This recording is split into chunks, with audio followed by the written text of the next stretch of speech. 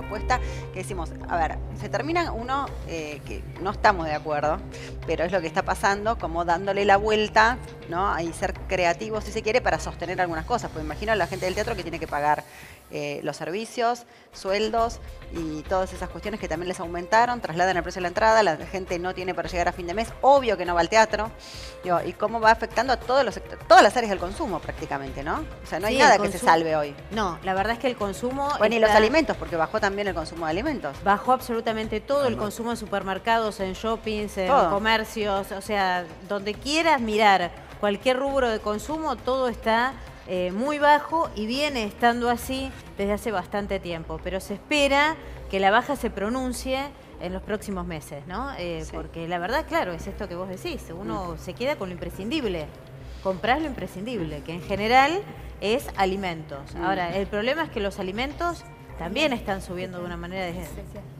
alarmante, ¿no? Por ejemplo, la medición que hace Consumidores Libres para seguir con Capital Federal, Consumidores Libres, la consultora de Polino, siempre en los mismos supermercados, con los mismos productos, en las mismas góndolas, arrojó para todo el mes de septiembre casi una suba del 6%.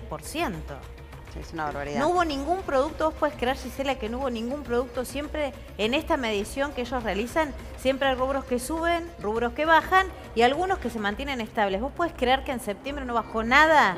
Nada, ni la selga. Bueno, en un ratito vamos a estar con el tema de la inflación. Se conoció el dato que hacen desde la Universidad de los Trabajadores. Bueno, vamos a estar con ese dato que es escalofriante, porque es la más alta del 2002, el dato de este mes.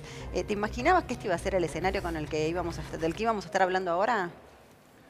Bueno, ya lo mencionó el presidente, esta situación era previsible con la crisis financiera internacional que hubo y las consecuencias que hubo en Argentina. Lamentablemente, bueno, se han tenido que adoptar medidas que traen como consecuencia esta situación, ¿no? Unas medidas que, como bien se dijo recién, no son que van a ser nada más que para este mes. Octubre se piensa que también va a ser un mes donde van a incidir y van a impactar algunos precios y una consecuente recesión, ¿no? Sí, ese es el diagnóstico. El tema Secar la plaza, como dice el gobierno que quiere hacer con estas medidas, es una barbaridad, sencillamente, porque lo que va a ocurrir es que va a caer la recaudación. Por supuesto, también va a haber una desvalorización de los salarios, que se sigue produciendo mes a mes. Sí. La idea de que desaparezca el dinero y que todo esté concentrado en el pago de la deuda externa, que para eso son los 57.000 millones de dólares que han pedido al fondo. No son para abrir fábricas, desarrollar el consumo, desarrollar la industria. Son precisamente para pagar la deuda. Un primer planteo que nos tendríamos que hacer en este país es el problema de una deuda externa que no termina nunca, que fue recontrapagada durante años y años y sigue siendo una hipoteca sobre la población, sobre todo sobre la población trabajadora, mientras hay un grupito, un sector de la población que se beneficia con los mercados financieros internacionales y la especulación en relación a esta deuda. Hola, ¿cómo te va? Muy bien.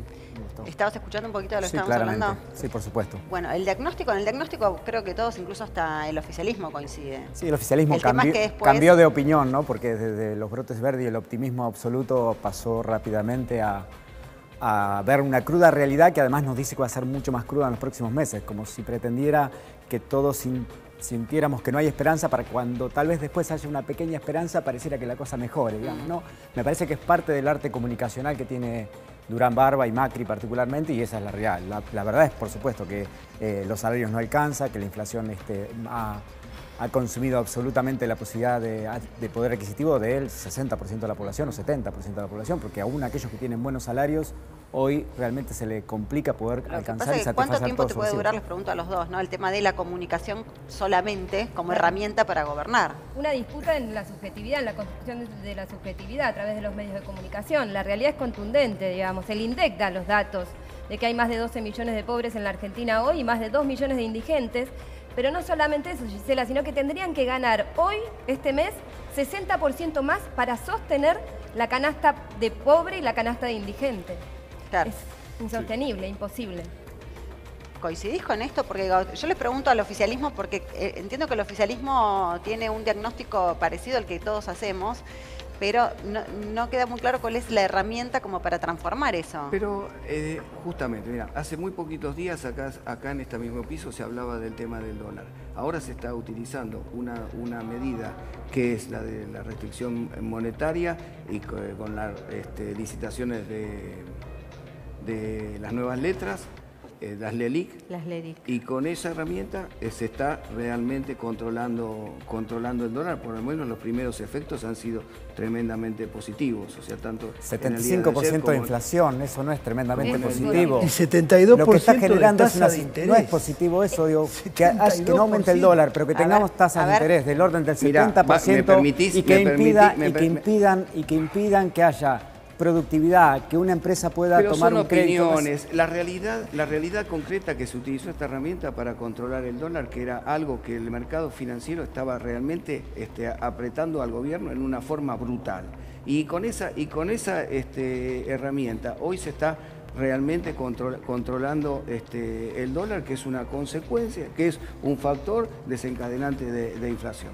Esto es lo que está sucediendo hoy en día. Esta es la herramienta que se está utilizando. Perdón, coincido, es una herramienta, pero tuvieron antes las herramientas de las LEVAC. Estamos hablando de la herramienta actual. La herramienta de las LEVAC es una herramienta que se utilizó durante un tiempo y ya no existe más. Estamos hablando de la situación actual. Y va camino al fracaso nuevamente esto. Lo que deben tomar en cuenta es que tienen que cambiar el modelo económico. Si no se produce, es imposible que podamos tener salarios dignos, baja de inflación, actividad económica, que es la vida diaria de los argentinos. Pero me parece que vos vivías en Marte. Acá en Argentina, vivo en Marte. Lamentablemente sucedieron determinado nivel de cosas como para que se genere un escenario económico que requiera de estas medidas. O sea, acá se necesitaba un financiamiento externo para cubrir el déficit que existía. Ese financiamiento en un determinado momento pueden haber sido las LEVAC, financiamiento externo. Al carecerse, al terminarse ese financiamiento, llegó la estructura de financiamiento que es de última instancia, que como se pueda llamar, que es el del fondo.